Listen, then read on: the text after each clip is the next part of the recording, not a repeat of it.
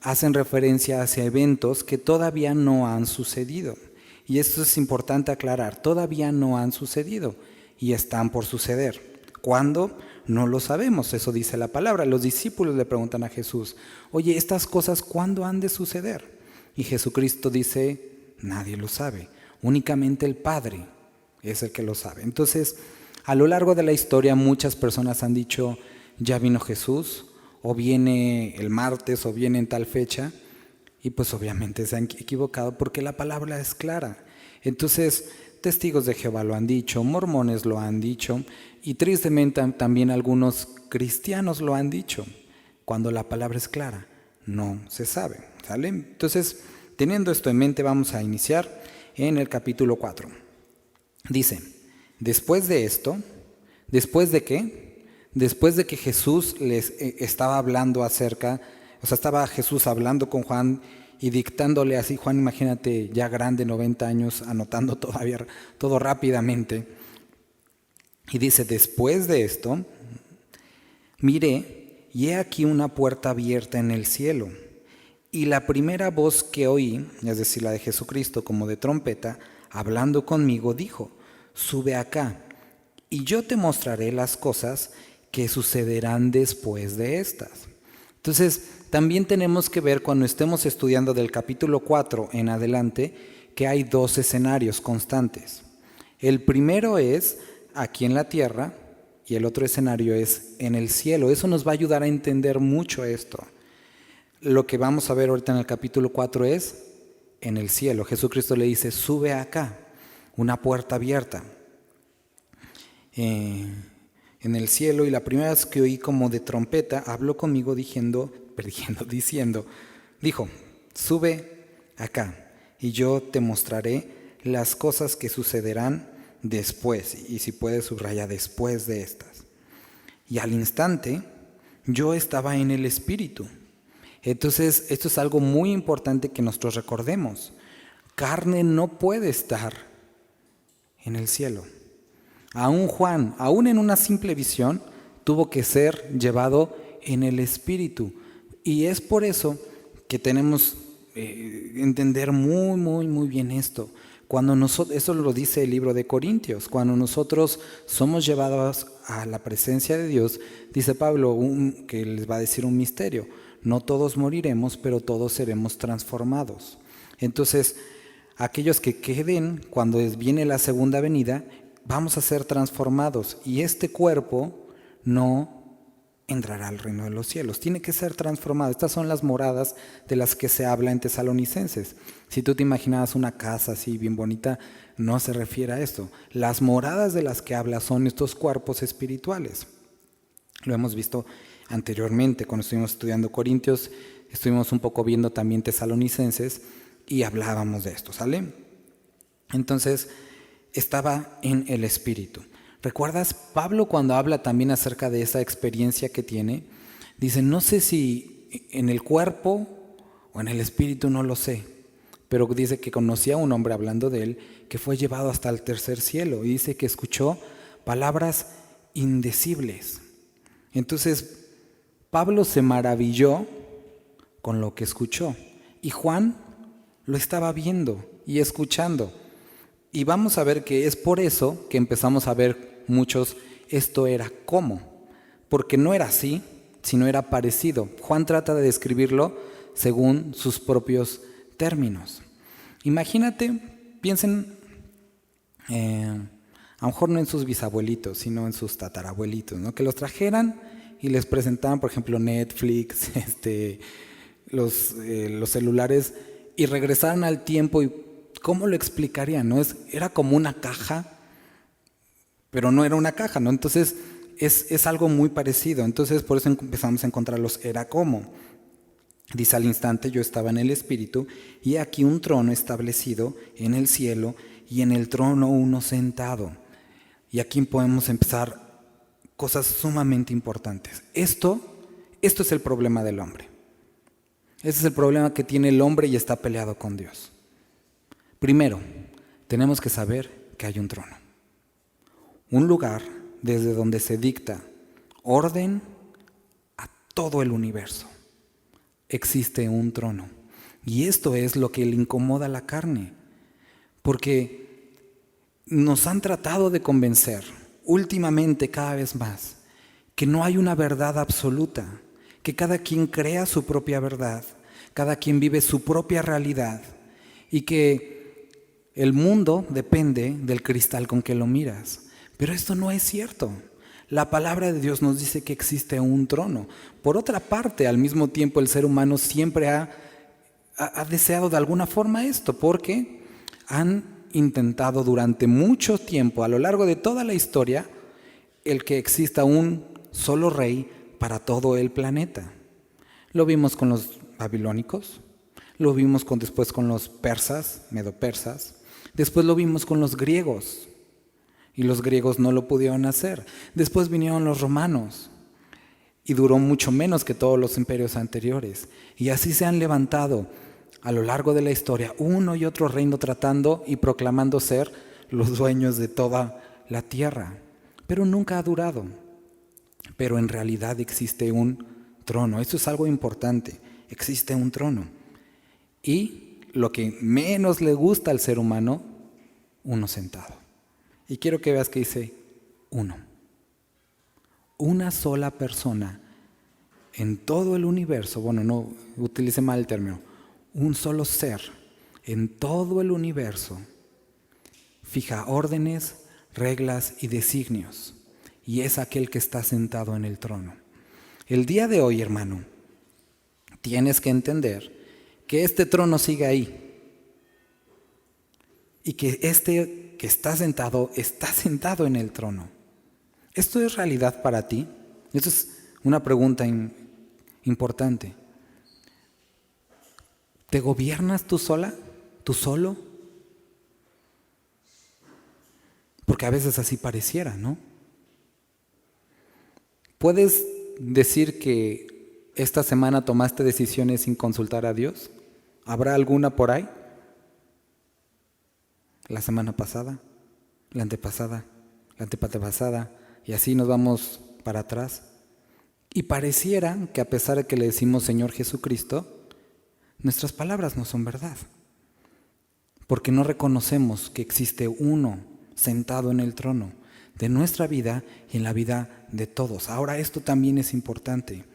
Este mismo Dios, esto es lo que vimos en Daniel, y aquí tienes que empezar a conectar. Recuerda, Apocalipsis hace referencias a Daniel, a Ezequiel, a Zacarías, a Ageo, a los profetas menores que estuvimos viendo y en general a todo el Antiguo Testamento. Y aquí tenemos que empezar a conectar lo que estuvimos viendo. Uno de los problemas uno de los problemas de Nabucodonosor, el problema de Nabucodonosor era que él se sentía que todo lo había hecho él. Y Dios le dice al profeta Daniel, dile a Nabucodonosor que si esto no cambia en su corazón, yo lo voy a poner entre las bestias.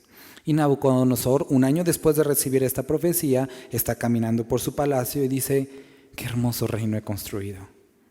Y entonces Dios desciende, lo escucha y le dice, para que entiendas y sepas que Dios gobierna sobre el reino de los hombres.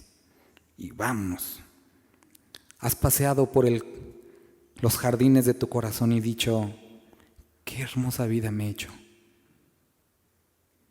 ¿Sabes? Esto es algo importante que tenemos que entender. También deja a un lado tu preocupación por lo que están haciendo los gobernantes.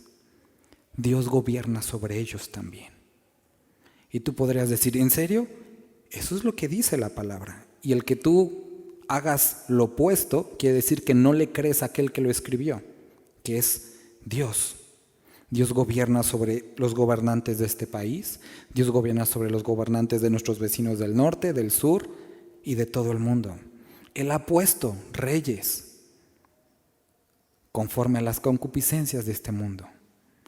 Y esto es algo importante. En la medida que lo entiendas, te será más fácil someterte y tener la actitud correcta. También quitarte de todo miedo. Porque Dios gobierna sobre tus finanzas. Dios gobierna sobre tu esposo, tu esposa. Dios gobierna sobre tus hijos.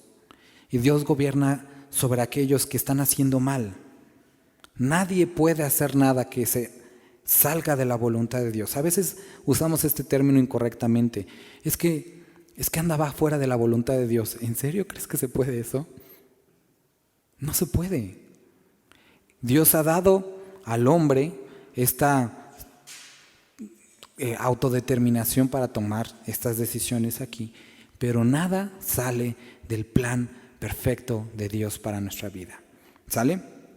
Entonces, un trono y uno sentado. Este capítulo es muy emocionante. Quiero que puedas como hacerte esta idea, hermano, hermana, que esto lo vas a ver. Esto es como el tráiler de lo que tú y yo vamos a ver. Esto es donde se convierte sumamente interesante, porque si tú has caminado con Dios, esto es lo que vas a ver.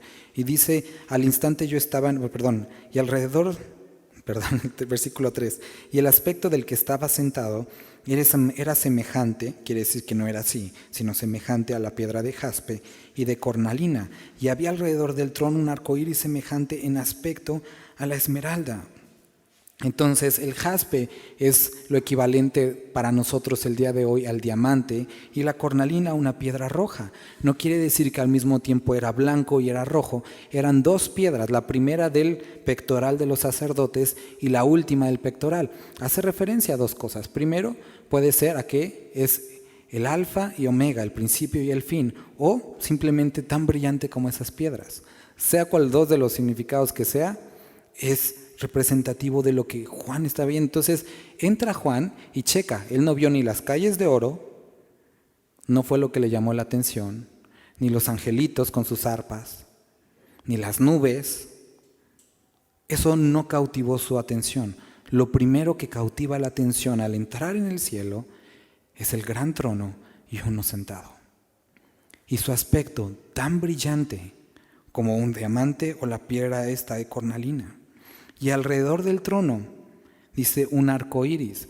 Ahora aquí se vuelve como complicado para nosotros. ¿El arco iris de qué colores es? Bueno, de los colores del arco iris, ¿no? Los colores visibles y los colores que tampoco podemos percibir. Pero aquí hace referencia a la esmeralda, que es color verde. Entonces, o era de arco iris o era esmeralda. Lo más seguro es que está hablando acerca del brillo, de la apariencia destellante de la esmeralda. Pero él dice, había un arco iris. ¿Qué es lo que representa el arco iris? El día de hoy otra cosa, pero el verdadero significado del arco iris es el pacto de misericordia de Dios con los hombres. Y esto es algo hermoso poder entender. Cuando mi esposa y yo todavía no nos casábamos y empezamos a andar como de novios en la universidad, y varias veces pues iba por ella a la escuela, ¿no? Y a veces cuando cargaba su mochila o cuando tomaba una de sus libretas para algo y podía ver que había puesto así como mi nombre o corazoncitos o cosas así, ¿no? Dices, qué cursi, pero ¿sabes qué se sentía tan padre? Decir, ella pensó en mí. Debiendo haber estado estudiando, estaba pensando en mí. Y eso es algo que dices, qué padre, ¿no? Pero está el trono de Dios. Y Dios mismo ha puesto un recordatorio de su misericordia para ti, para mí. Y podemos entender que de la misma forma Él dice, yo pienso en ustedes. Y la misericordia que tengo hacia ustedes, pudiendo destruirlos, teniendo todo el poder, Él ha puesto detrás de su trono, arriba de su trono, o enfrente de su trono, o alrededor de su trono, como lo quieras ver, un recordatorio de su misericordia para la humanidad. Esto es algo hermoso. La misericordia de Dios está presente delante de sus ojos. Y cuando entramos delante de Dios, vamos a poder ver ese arco iris y nos recordará que podamos entrar confiadamente hasta el trono de gracia, como dice el libro de Hebreos, confiadamente, y poder hallar misericordia y gracia delante de Él. Esto es algo muy importante. Y dice, y alrededor del trono había 24 tronos, y vi sentados en los tronos a 24 ancianos vestidos de ropas blancas, con coronas de oro en sus cabezas. ¿De qué está hablando aquí? Los 24 tronos nos hace referencia a algo que podemos ver en Primera de Crónicas, capítulo 2, cuando se elige a los sacerdotes que iban a representar al todo el cuerpo de los levitas, se elige a 24, y cuando se reunían los 24 significaba la congregación completa, eran los representantes de la congregación. Entonces los 24 tronos que están aquí representan a ti y a mí. Estamos todos en esa imagen, todos, sin cubrebocas, ya sin achaques, delante de su presencia. Y dice alrededor del trono, y esto hace sentido cuando recordamos, por ejemplo, 2 de Timoteo 4:8, que habla acerca de las coronas. También cuando vemos el mismo Timoteo que dice, y reinaremos. Entonces, Dios no tendría ni siquiera por qué voltear a vernos. No tendría. Podría pasar de largo sin vernos. Y no solamente eso, nos salvó, nos justificó, nos limpió, y como dice también el 1 Corintios, nos ha llevado a lugares celestiales, escondidos en Cristo Jesús, y nos ha puesto delante de su trono, donde ningún mortal podría sobrevivir.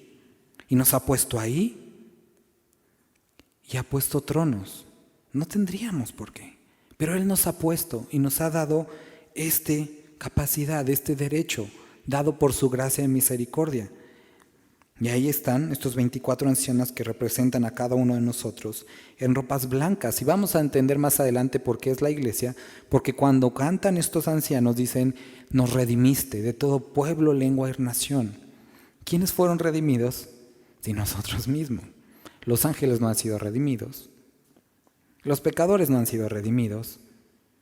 Estos pecadores transformados fuimos redimidos.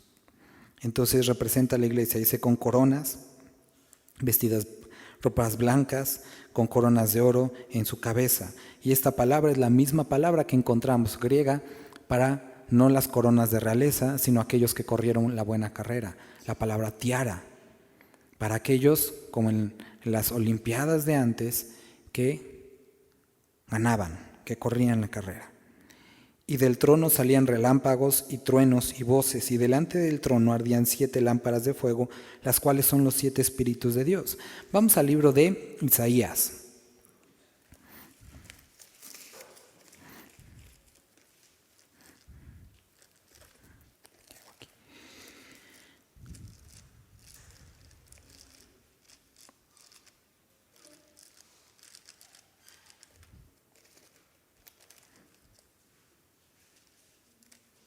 Isaías, te digo, hermano. Isaías 6.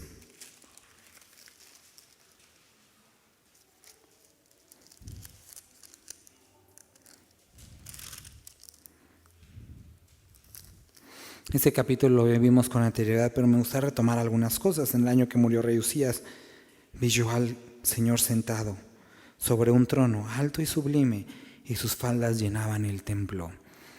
Este momento era un momento difícil para Isaías. Un buen rey, un muy buen rey, Usías, había muerto. Y de una manera no tan padre, porque a pesar de ser un buen rey, se le sube al final, entra al templo tratando de sacrificar. Los sacerdotes le dicen, no puedes hacer eso, no eres un sacerdote. Él se enoja y dice casi como de que no, y Dios manda lepra y se cubre de lepra. Entonces lo sacan rápidamente y pasa el resto de su vida apartado del templo, porque ningún leproso podía entrar ni estar en la comunidad de Israel, y pasa sus últimos años llenos de lepra. Muere el rey Usías, un buen rey que hizo avances científicos, militares, sociales, un gran rey. Y había un momento difícil, muere este gran rey, ¿y ahora qué sigue?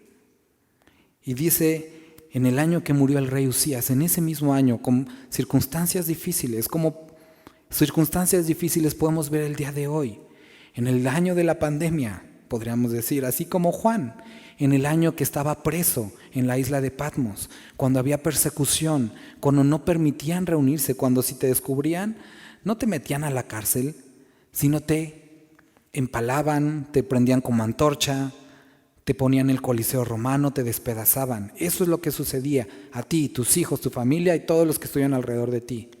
En ese mismo año, Juan está en la presencia de Dios. Isaías dice, vi al Señor alto y sublime. Y el día de hoy eso es lo que tú y yo tenemos que tener la capacidad de hacer.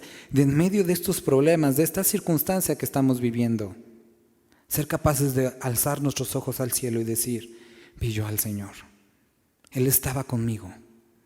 Vi yo al Señor alto y sublime. Dice, y sus ropas o sus faldas llenaban el templo. Y hablábamos que la ropa larga de la realeza representaba poder. Entre más larga representaba más poder, porque indicaba que ellos no tenían que hacer nada. Con la simple orden sucedía. Entonces, por lo tanto, podían tener ropa como capas larguísimas. Esto es lo que significaba la túnica que Jacob le da a José. Muchas veces nos hemos ido con la finta de la túnica de colores, pero no era en sí en colores, sino era una túnica larga que representaba delante de sus hermanos, él es el jefe en medio de todos ustedes. ¿Por qué crees que no les gustó tanto?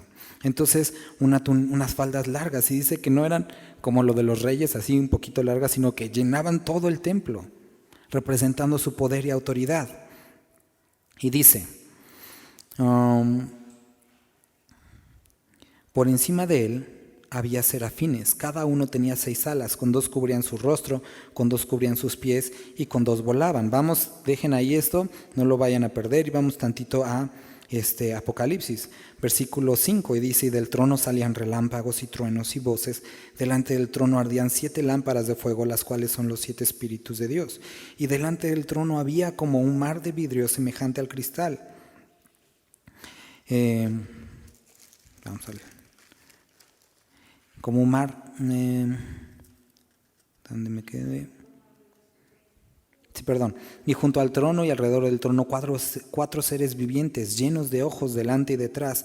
El primer ser viviente era semejante a un león y el segundo era semejante a un becerro. El tercero tenía rostro como el de hombre y el cuarto era semejante a un águila volando. Y los 4 seres vivientes tenían cada uno 6 alas alrededor y por dentro estaban llenos de ojos. Y no cesaban día y noche de decir, Santo, Santo, Santo es el Señor, Dios Todopoderoso, el que era, el que es y el que ha de venir. Entonces checa esto. Están estos seres vivientes que vemos tanto en Apocalipsis como en Isaías, la misma visión o parecida. Entra Isaías, entra Juan y ven lo mismo. O sea, lo que cautiva su atención es el trono. Y acto seguido, estos seres que están alrededor. Hay muchas explicaciones de lo que podrían significar los ojos, de lo que podrían significar los rostros, pero el día de hoy no vamos a ir por ahí, porque esto no afecta en nada nuestra salvación ni nuestro entendimiento de este capítulo. Pueden significar los evangelios, pueden significar el carácter de Cristo, pueden significar las etapas de la iglesia, hay muchas explicaciones, pero con lo que quiero que tú te quedes y puedas entender esto, es que estos seres son, podemos decir primero, súper raros y grandes en poder, porque están alrededor del trono. Y recuerdan, cuando alguien se enfrentaba a la presencia de Dios, caía muerto. Y estos seres pueden estar ahí y no mueren. Nos habla de que Dios los diseñó con este poder. También nos habla de pureza, nos habla de fuerza, porque pueden estar ahí. Ahora, a lo mejor no te lo imaginas tan bien, pero imagínate encontrarte uno de esos así un día que estás durmiendo junto a tu cama, ¿no? Como que dices, órale. Son seres poderosos, diseñados para estar en la presencia de Dios, alrededor del trono. Ahora, con todo eso, estos seres adoran al Señor. Cuando la reina de Saba viene a ver a Salomón y ve su grandeza, su trono, por algo en lo que ella se maravilló es que dice, aún sus sirvientes visten bien, aún sus sirvientes comen bien, comen de lo mejor. Creo que ni siquiera mis gobernadores comen como estos sirvientes, ¿no? Y, o sea, eso habla de la grandeza del trono de Salomón. Y es exactamente la misma imagen aquí. Aún aquellos que están a su servicio tienen poder, dignidad y este tipo de gloria, ¿no? Gloria de ángeles. Y esto nos debe de llevar a entender que estos seres tan poderosos alaban al Señor. Y la palabra de Dios lo podemos ver una y otra vez en los Salmos, a lo largo de la historia de Israel, el Antiguo Testamento. La orden, la invitación, alaba al Señor. ¿Por qué? Porque Él es digno. Y a veces decimos, voy a alabar al Señor porque me dio esto. Te lo hubiera dado o no te lo hubiera dado, Él es digno. A veces decimos, Dios es grande porque me sanó, Dios es grande porque me dio. No, Dios no es grande por eso, Dios es grande porque Él es grande. Y no depende de lo que te haya dado o lo que no te haya dado. Él sigue siendo bueno, misericordioso y grande. No se nos olvide. Ahora, alrededor del trono había estos 24 tronos. Y quiero que veas esto. Vamos a regresar a Isaías. Empiezan estos seres a cantar. Versículo 3. Y el uno al otro daba voces, diciendo, Santo, Santo, Jehová de los ejércitos. Toda la tierra está llena de su gloria. Y los quiciales de la puerta se estremecieron. ¿Has escuchado o has algún día visto algo parecido? Que alguien cante y se estremezca la construcción. O sea, y no estoy hablando de esos bailes sonideros, ¿no? Que ponen las bocinotas y hasta se retiembla todo, sino que por la voz de las personas produzca esto. Debe de ser algo sorprendente, que aún la estructura del cielo se conmueve por la adoración de estos seres. Retiembla todo esto. Y compáralo con la alabanza que le dimos el día de hoy. No quiero decir que no haya sido mejor de tu corazón, tú lo sabrás. Y tampoco es como ahorita vi que no cantaron bien, no. Quiero que lo compares con tu alabanza. ¿Es con la misma fuerza? ¿Con la misma pasión? ¿Con el mismo agradecimiento? ¿O nos hemos acostumbrado a casi aplaudir así sin ganas?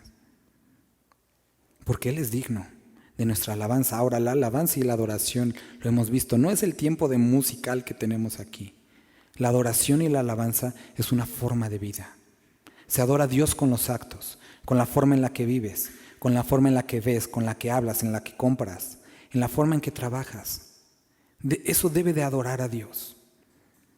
Tu adoración es tan fuerte, tan vigorosa, tan fervorosa, que conmueve el cielo. O no se escucha ni a 1 metro a la redonda. Y estos seres cantan, Santo, Santo es el Señor, y se estremecen.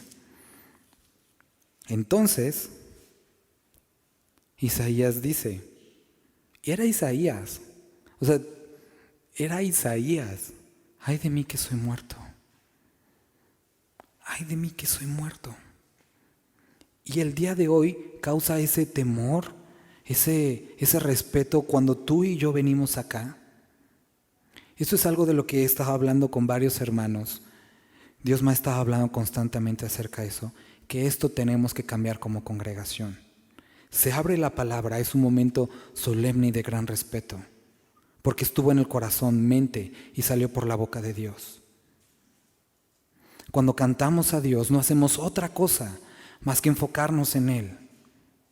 Hermanos, necesitamos regresar a este respeto, fervor y devoción a lo que tiene que ver con Dios directamente e indirectamente. Estos hombres vieron la presencia de Dios y dijeron, ay de mí que estoy muerto. Aún cuando Dios se presenta en esta tierra, en ese zarza ardiendo, Dios le dice a Moisés, Moisés, quítate el calzado, porque la tierra que estás pisando, santa es. Y no era santa porque fuera santa por sí misma, sino era santa porque Dios estaba ahí. Y el día de hoy, dice la palabra que donde estamos 2 o 3 reunidos en su presencia, ahí está Él. Y por un momento, y no es para llevarnos pedacitos y después como, no, Por un momento esto es santo, porque su presencia está aquí. Quitaste el calzado de tu corazón, en tu mente, y lo percibes con esa devoción como Moisés y todos estos santos hombres y mujeres lo han hecho. ¿O piensas como Caín que te tiene que aceptar así? No te equivoques. Dios no ha aceptado nunca, no se ha dejado chantajear, no se ha dejado convencer. Dios es santo y lo cantan estos seres una y otra vez. La triple de repetición en el idioma hebreo quiere decir que hay algo muy importante. La doble repetición es pon atención y la triple repetición está magnificando las características. Y lo dice 3 veces. Santo, santo, santo es el Señor. No olvidemos como congregación, y no es porque este lugar sea algo, es porque está la presencia de Dios. Ahora, tú sales de aquí y Él ha prometido que pone su Espíritu Santo en ti y que cuando tú aceptas a Cristo Jesús, Él viene a vivir a tu vida y Él está en ti. ¿Qué es lo que Él ve? ¿Con qué tiene que convivir? Él es santo. ¿Qué es lo que ves en la semana? ¿Qué es lo que escuchas? ¿Qué es lo que hablas? ¿En qué perseveras? ¿Qué comunión tiene la luz con las tinieblas? Porque nuestro Dios es santo y su presencia debe de ser cautivadora para nosotros y algo que cambie la forma en la que estamos viviendo. Regresamos al libro de Apocalipsis, capítulo 4. Y siempre que aquellos seres vivientes dan